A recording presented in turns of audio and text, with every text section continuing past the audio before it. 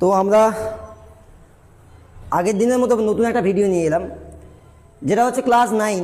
Basically class 9 নয়, class 7-এও কাজে লাগবে, ক্লাস 11-এও তোমাদের কাজে লাগবে। এবং এই ভিডিওটা তোমরা ভালো করে দেখবে, বুঝলে? এই ভিডিওটা তোমরা ভালো করে দেখবে এবং একটু লাইক দেবে, তাই না? কমেন্ট করবে, যদি ভালো লাগে নতুন নতুন বেশি কমেন্ট করবে, তাহলে বেশি ভালো লাগবে আমরা নতুন নতুন ভিডিও করতে। যাই হোক, আমরা আজকে করবো সেটা হচ্ছে ফোর্স অ্যান্ড মোশন। ফোর্স মানে কি বলো তো? বল। ফোর্স মানে বল ও গতি, মোশন মানে হচ্ছে গতি। দেখো, এই যে মোশন ওয়ার্ডটা, এইটা হচ্ছে একটা পার্টস অফ স্পিচ। কি পার্টস অফ স্পিচ বলতে পারবে কেউ? বললে ভালো হতো, বলো। হ্যাঁ স্যার, নাউন। বাহ, ভেরি গুড, খুব ভালো ছেলে। কি করে বুঝলে? দেখো, আমি একটু বলে দিই, একটা কথাটা বলি। দেখো, কোনো শব্দের শেষে দেখবে তুমি TION দেখবে, SION দেখবে, SSION, ওয়ার, ইয়ার ইত্যাদি ওয়ার্ড যদি থাকে কোনো শব্দের শেষে, তখন সেটা হবে কি? নাউন হবে। তাহলে এটা নাউন হবে না? হবে না? হ্যাঁ স্যার, হবে। অবশ্যই হবে। বাহ, তাহলে এটা একটা নাউন আমরা পড়ছি। মানে আর বল কি বলো তো? বল আমরা ক্লাস 9-এর একটা চ্যাপ্টার পড়েছিলাম। বল কি? ফোর্স কি? বলা হচ্ছে বাইরে থেকে যা প্রয়োগ করে কোনো একটা স্থির বস্তু আছে তাকে কি করা হয়? গতিশীল করা হয়। বা একটা গতিশীল বস্তু আছে তাকে কি করা হয়? স্থিতিশীল করা হয়। বা একটা বস্তু স্থির আছে না, তাকে গতিশীল করার চেষ্টা করছি। যেমন আমি দেয়ালটাকে যদি ফেরার চেষ্টা করি, যাবে কি? যাবে না, কিন্তু চেষ্টা করছি, তাই না? এগুলো হচ্ছে বল। যাই হোক, আমরা বল জানলাম, মোশন কি জানলাম। এবার আমরা এখানে পড়বো হচ্ছে স্থিতি পড়বো। স্থিতি কি বলো তো? বলা হচ্ছে সময় পরিবর্তনের সাথে সাথে কোনো বস্তু যদি স্থির থাকে, চেঞ্জ যদি না হয়, মানে তার অবস্থাটা যদি পরিবর্তন না হয়, মানে এক জায়গায় যদি থাকে, মানে time after passing time but the object does not change, সেটাই হচ্ছে তোমার কি বলো তো? স্থিতি। বা এটাকে বলা হয় রেস্ট বলা হয়। দেখো, আমি ওটাকে ভালোভাবে লিখেছি, একটু দেখো তোমরা। দেখো, আমি লিখেছি স্থিতি বা রেস্ট। কি লেখা আছে? সময় পরিবর্তনের সঙ্গে সঙ্গে যদি কোনো বস্তুর স্থান পরিবর্তন না হয়, মানে সময় চলে গেল কিন্তু বস্তুটির কোনো অবস্থানের পরিবর্তন হলো না, তাই না? সেটাই হচ্ছে তোমার, সেটাকে বলা হচ্ছে স্থিতি, মানে স্থির বস্তু। আর এই যে বস্তু, যে এই যে অবস্থাটাকে বলা হচ্ছে অ্যাকচুয়ালি স্থিতি। যেমন আমি যদি বলি সময় চলে যাচ্ছে, তাহলে একটা আমি যদি বলি ডাস্টার আছে, ও কি সরবে? যাবে না। স্কুল ব্যাগ সরবে? যাবে না, সরবে না। তাই এগুলো হয়ে গেল স্থির বস্তু। আর মোশনটা কি বলা হচ্ছে? সময় পরিবর্তনের সঙ্গে সঙ্গে যদি কোনো বস্তুর স্থান পরিবর্তন হয়, মানে এক জায়গা থেকে অন্য জায়গায় চলে যায়, মানে একটু সময় চলে যাচ্ছে, সে বস্তুটার অবস্থানের পরিবর্তন হচ্ছে, এক জায়গা ছিল এক জায়গায় চলে যাচ্ছে। এটাকেই বলা হচ্ছে তোমার মোশন। বা এবং এটাকে বলা হয় কি? মোশন বা গতি। মানে যদি আমি একটা উদাহরণ দিয়ে দেখাই বেশি ভালো হয় মনে হয়। দেখো, দেখো, এই হচ্ছে তোমার এই হচ্ছে একটা বস্তু। দেখো, এটা একটা টেবিল, তাই না? টেবিল। দেখো, টেবিলের উপরে একটা বই আছে। এই টেবিলটা বা বইটা কি দুটো সময় পরিবর্তন হলে কি সরে যাবে কি? বস্তুটা যাবে কি? উত্তর দাও।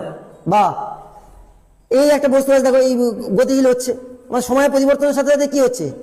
এর পজিশন চেঞ্জ হয়ে যাচ্ছে, পজিশন, বুঝলে? এটা হচ্ছে স্থিতি, এটা গতি, হ্যাঁ।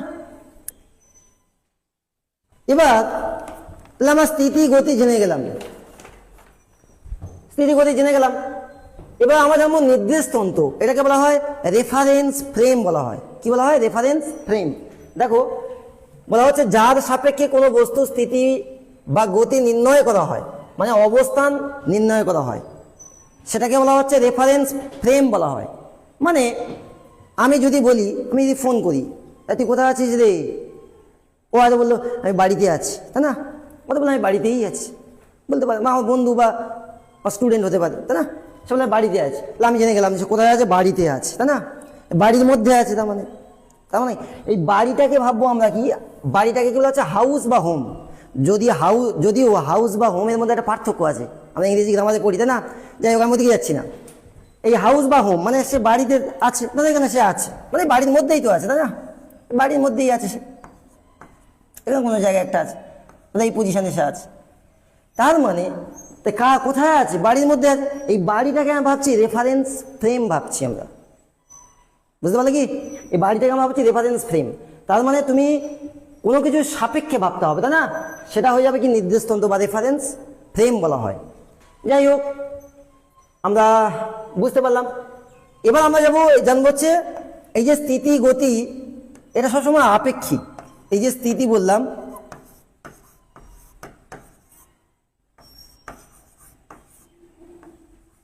স্থিতি ও গতি আপেক্ষিক। এই আপেক্ষিক মানে কি বলতো? এটাকে বলা রিলেটিভ। এটা মানে কি? রিলেটিভ। ওই রিলেটিভ নয়, আর রিলেটিভ মানে কি আত্মীয় স্বজন বলি না, ওই রিলেটিভ নয়, মানে কারো কিছু সাপেক্ষে।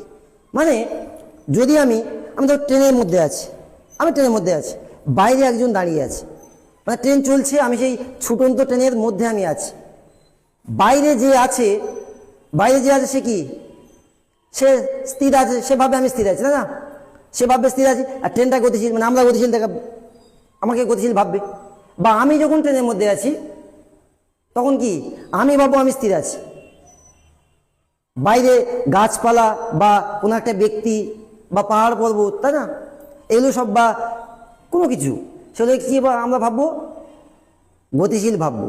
তার মানে কি স্থিতিশীল বা গতিশীল বস্তু কোনো কিছু সাপেক্ষে ভাবতে হচ্ছে, মানে নির্দিষ্ট করে বলা যাবে না। তার মানে স্থিতি বা গতি এটা হচ্ছে আপেক্ষিক, মানে নির্দিষ্ট নয়, মানে কোনো কিছু সাপেক্ষে চেঞ্জ হয়ে যাচ্ছে। এবং এটা আমরা পড়বো গ্রাজুয়েশনে, যদি আমরা ফিজিক্স অনার্স নিয়ে পড়ি, 3rd ইয়ারে আমরা পড়বো, সেখানে পড়বো স্পেশিয়াল থিওরি অফ রিলেটিভিটি। সেখানে আমরা এই কনসেপ্ট আমরা পড়বো, আমরা এই রেফারেন্স প্লেন বা ফ্রেম সম্পর্কে আমরা পড়বো সেখানে। যাই হোক, আমাদের অত জানার দরকার নেই, আমরা আসি আস্তে আস্তে। আচ্ছা, এবার আমরা পড়বো হচ্ছে different types of motion. Different types of motion মানে বলা হচ্ছে বিভিন্ন ধরনের গতি। কি কি গতি আমাদের পড়তে হবে? দেখো কি লেখা আছে, চলন বা রৈখিক গতি, এটাকে বলা হয় ট্রান্সলেশনাল মোশন। 2 নম্বর কি লেখা আছে, বক্র পথে গতি, বা এটাকে বলা হয় বক্রাকার গতি, এটাকে বলা হয় কার্ভিলিনিয়ার মোশন। তারপর কি বলছে, ঘূর্ণন বা আবর্তন গতি বা আবর্ত গতি, এটা হচ্ছে রোটেশনাল মোশন। বৃত্তীয় গতি, এটাকে বলা হয় সার্কুলার মোশন। আর একটা হচ্ছে মিশ্র গতি বা জটিল গতি, এটাকে বলা হয় মিক্সড মোশন। আর একটা হচ্ছে সরল রৈখিক দোলগতি, এটাকে বলা হয় সিম্পল হারমোনিক মোশন, যেটা তোমরা ক্লাস 11-এ আবার পড়বে, একটা চ্যাপ্টার করতে হবে তোমাকে। এবং আর একটা মাঝে মাঝে দেয় পর্যাবৃত্ত গতি, এটা অনেকে লেখে অনেকে লেখে না, যাই হোক ওটা পরে আমরা বলবো, পর্যাবৃত্ত গতি সম্পর্কে বলবো। যাই হোক, আমি একটু বলে দিই ব্যাপারটা, একটু ছবি দেখাই, তাহলে জিনিসটা বুঝতে পারবে তোমরা। একটা ছবি দেখাই আমি, দেখো তোমাদের সামনে একটা ছবি চলে এসছে, ছবিটার দিকে ভালো করে খেয়াল করো। দেখো এই ছবিটা আমি দেখাতে পাচ্ছি কি জানি না, দেখো এই একটা বস্তু আছে, তাই না? বস্তু বলছি মানে কি, এটা কি বলো তো? সাপ। বা এটা সাপ। সাপ কিরকম পথে যাচ্ছে দেখতে পাচ্ছ তো? হ্যাঁ স্যার, বক্রাকার পথে যাচ্ছে। বক্রাকার গতিতে। এটা কি বলো তো? সূর্য, তাই না? হ্যাঁ স্যার। সূর্যের চারদিকে কে ঘোরে? পৃথিবী, তাই না? যাই হোক, আসছি আস্তে আস্তে। এটা একটা গতি হচ্ছে। আর একটা দেখো, এটা লাট্টু ঘুরছে, দেখো লাট্টু ঘুরছে। আর একটা কি, একটা সাইকেলের চাকা ঘুরছে আর এগিয়ে যাচ্ছে, তাই না? মানে ঘুরছে, একটা কিছু, এটা অক্ষ আছে, তার সাপেক্ষে ঘুরছে আর সোজা পথে এগিয়ে যাচ্ছে। আজকে আমরা এটাই পড়বো, এটাই নিয়ে আজকে আলোচনা করবো আমরা। যাই হোক, ছবিটা ভালো করে দেখে রাখো, তাহলে স্ক্রিনশট মেরে দেখো তোমরা। যাই হোক, প্রথমে আমরা পড়বো হচ্ছে চলন বা রৈখিক গতি। দেখো আমি কিরকম হাঁটছি, দেখো আমি তো এরকম হেঁটে যাচ্ছি, তাই না? আমি এরকম হেঁটে যাচ্ছি, তার মানে কি সোজা রাস্তায় কোনো বস্তুর গতি, আমি বস্তু হতে পারি, তাই না? বা তুমি উপর থেকে কোনো একটা ঢিল ফেললে, তুমি সোজা পড়বে না, কিরকম পড়বে? এটা যে ফেলি কিরকম পড়বে? সোজাভাবে পড়বে, তাই না? বা একটা গাছ থেকে আপেল পড়লো, ফল পড়লো, কেমন পড়বে? সোজাভাবে পড়বে, তাই না? কোনো একটা বস্তু উপর থেকে যদি পড়ে, তাহলে কি হবে? এই একটা বস্তু আছে, ধরো এটা যদি নিচের দিকে পড়ে তাহলে কীরকম ভাবে পড়বে? সোজাভাবে পড়বে। তার মানে সোজা পথে বা সোজা রাস্তা বরাবর কোনো কিছু গতি, সেটাকে কি বলবো আমরা? চলন বা রৈখিক গতি বলবো আমরা এটাকে। ওই যে বক্রাকার গতি বলছিলাম, দেখো বক্রাকার গতি বা বক্রপথে গতি মানে ধরো আমি যে বললাম একটা, আচ্ছা এটা এরকম টাইপের কি যায় বলো তো? কি যায় বলো? সাপ না? হ্যাঁ স্যার। সাপ টিকটিকি, তাই না? মানে এরকম আঁকা পাকা পথে যায়, তাই না? দেখবি আঁকা পাকা পথে যেগুলো যাচ্ছে সেটাকে বলা হয় বক্রাকার গতি, যেটা দেখাচ্ছিলাম ছবিটা আমার তোমাদের। দেখো ভাই আবার দেখো, এই যে দেখছো কি, খেয়াল করো, এই যে মানে আঁকা বাঁকা পথে যাবে, সেটাকে বলা হচ্ছে কি বক্রাকার গতি। আর একটা হচ্ছে ঘূর্ণন গতি বা আবর্ত গতি।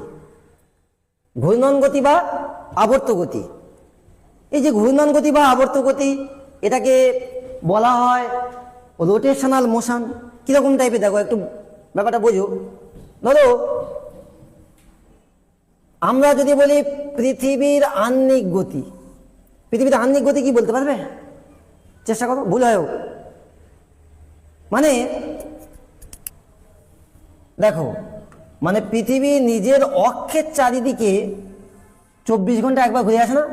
হ্যাঁ স্যার। হ্যাঁ, পৃথিবীর নিজের অক্ষের চারিদিকে কি 24 ঘন্টা একবার ঘুরে আসে? মানে পৃথিবীর নিজের অক্ষের চারিদিকে 24 ঘন্টা একবার যে ঘুরে আসছে, হ্যাঁ, এটাকে বলা আহ্নিক গতি। মানে পৃথিবীর আহ্নিক গতিটা হচ্ছে ঘূর্ণন গতি। আরো কি হবে? দেখো তোমার মাথার উপরে কি আছে? ফ্যান আছে, তাই না? ফ্যান আছে, ফ্যানটা দেখো একটা কি আছে? অক্ষ আছে। অক্ষের চারিদিকে সে ঘুরছে, মানে অক্ষটা চারিদিকে সে কি করছে? ঘুরছে, হ্যাঁ। বা তুমি কি ওই আমি দেখাচ্ছিলাম লাট্টু দেখাচ্ছিলাম না, লাট্টু মানে একটা অক্ষের চারিদিকে ঘুরছে। বা তুমি ভাবতে পারো তোমার সাইকেলের রিং, তাই না? সাইকেলের যে রিংটা ভাবছো, ওই দেখবে একটা চাকতি আছে, দেখবে ওর সাপেক্ষেও ঘুরতে পারে, তাই না? বা আরো কি ভাবতে পারো? নাগরদোলা ভাবতে পারো। দেখো তোমার নাগরদোলা কোনোদিন চড়েছো কি বলো তো? হ্যাঁ স্যার, চড়েছি মেলাতে। বাহ, তোমার মেলাতে নিশ্চয়ই চড়েছো। তাই মেলাতে খেয়াল করেছো, দেখবে একটা দণ্ড আছে তার চারিদিকে ঘুরছে, তাই না? তাই কোনো একটা অক্ষের চারিদিকে যখন ঘুরবে, একটা অক্ষকে কেন্দ্র করে যখন ঘুরবে, সেটাকেই বলা হচ্ছে তোমার রোটেশনাল মোশন। কোনো একটা অক্ষকে কেন্দ্র করে ঘুরবে, সেটা হয়ে গেল কি রোটেশনাল মোশন বা আবর্ত গতি বা ঘূর্ণন গতি। এবার অনেক ছেলেমেয়েরা গুলিয়ে ফেলে এই যে আরেকটা হচ্ছে বৃত্তীয় গতি। বৃত্তীয় গতিটা কিরকম একটু বলে দিই আমি ব্যাপারটা। ধরো এই যে আছে, আমি তোমার দেখাচ্ছিলাম একটা ছবিটা ফেলে আবার দেখাই, তাহলে বুঝতে সুবিধা হবে। দেখো ছবিটা আবার দিকে তাকাও তো, দেখো এটাই লিখে লেখা আছে বৃত্তীয় গতি। তোমরা অনেকে গুলিয়ে ফেলবে যে কি হলো। দেখো এই যে সূর্য আছে, সূর্যের চারিদিকে কে ঘুরছে? পৃথিবী ঘুরছে, মানে আমরা ঘুরছি, আমরা তো পৃথিবী, তাই না? পৃথিবীর মধ্যে থাকা বস্তু, বস্তু নয় ব্যক্তি, যাই হোক বস্তু পাচ্ছি, যাই হোক এটা পৃথিবী, তাই না? তা সূর্যের চারিদিকে ঘুরছে, তা কি কোনো কিছুকে সেন্টার করে যখন ঘুরবে, কি বললাম? কোনো কিছুকে যখন সেন্টার করে ঘুরবে তখন সেটা হয়ে যাবে কি বললাম? বৃত্তীয় গতি। মানে কোনো কিছুকে সেন্টার করলো, তার চারিদিকে ঘুরছে, মানে স্যার কোনো কিছুকে মাঝখানে রেখে তাকে ধরে। তাকে প্রদক্ষিণ করছে। হ্যাঁ স্যার। মানে এটাকে কি বলা হয় বলতো? মানে সূর্যকে একবার পৃথিবী যখন ঘুরে আসে, তাই সেটাকে কি বলা হয়? বলে পড়েছিলে হ্যাঁ স্যার, কি গতি? আহ্নিক গতি একটা হয়ে গেল, আরেকটা কি গতি পড়ে থাকে? বার্ষিক গতি পড়ে থাকছে। বার্ষিক গতি। বাহ, ভালো ছেলে। এটা হচ্ছে বার্ষিক গতি, তাই না? মানে বছরে ঘুরে আসে, তাই না?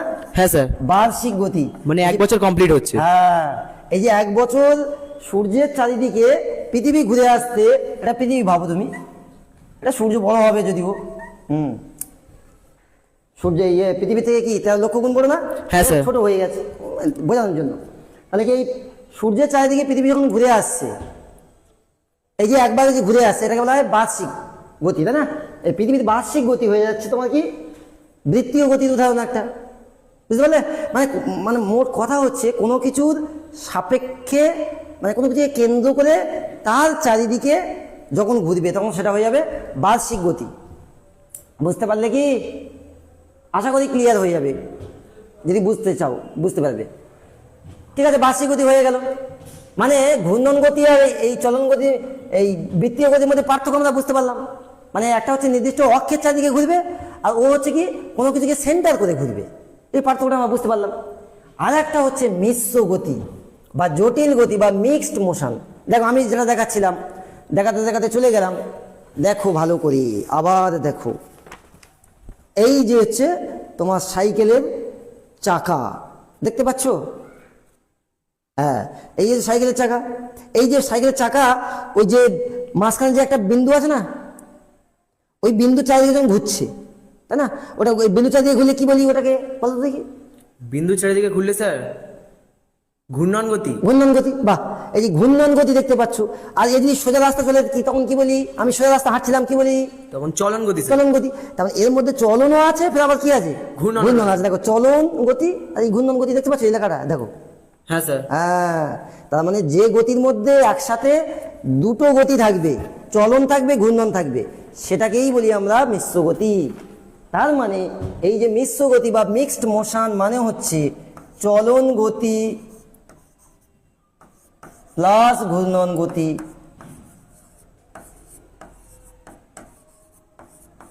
এটাকেই বলা হচ্ছে তোমার মিশ্র গতি। বুঝতে পারলে কি? তার মানে সোজা রাস্তায় সাইকেলের চাকার গতি বা ট্রেনের চাকার গতি বা বলা যাবে না, যাবে না? হ্যাঁ স্যার, সোজা বলা যাবে। ট্রেন সোজা রাস্তায় যায়, তাই না? সোজা রাস্তায়, সোজা রাস্তা মানে কি? ওই ট্রেনের যে লাইন, লাইন বরাবর ট্রেনের চাকার গতি বলতেই পারো তুমি। হয়ে গেল। এবার দেখো আর একটা জানতে হবে তোমার, সরল রৈখিক দোলগতি। সরল রৈখিক দোলগতি বা এটাকে বলা হয় সিম্পল হারমোনিক মোশন। কোথায় পড়বো আমরা? ক্লাস 11-এ আমরা পড়বো। বোঝা গেল কি? একটা চ্যাপ্টার করতে হবে তোমাদের, বুঝতে পারলে কি?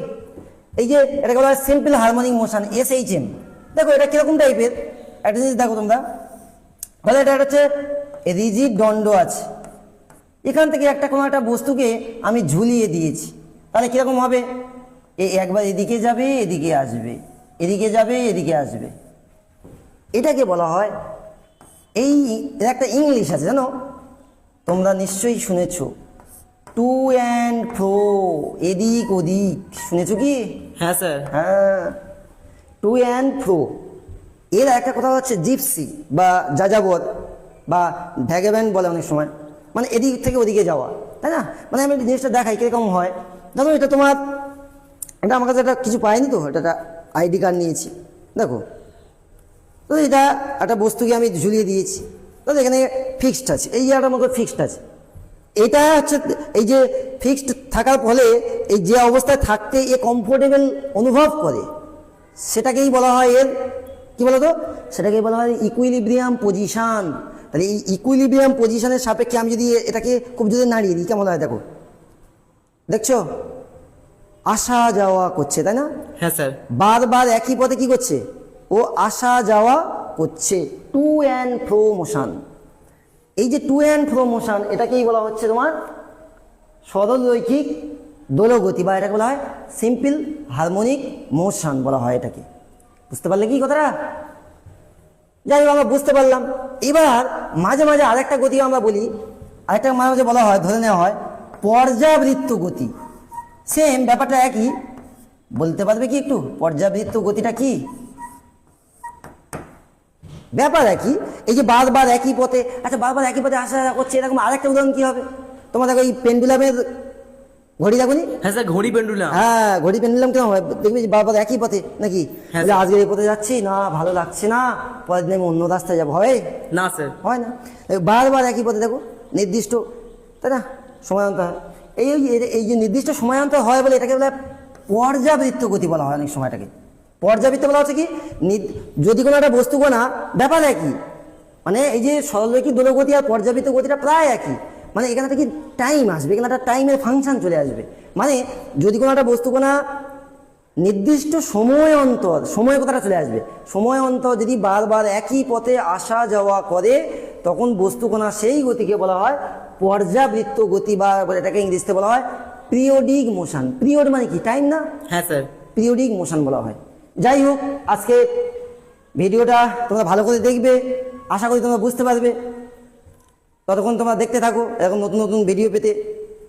ভালো থেকো, সুস্থ থেকো, এতটুকুই বলবো।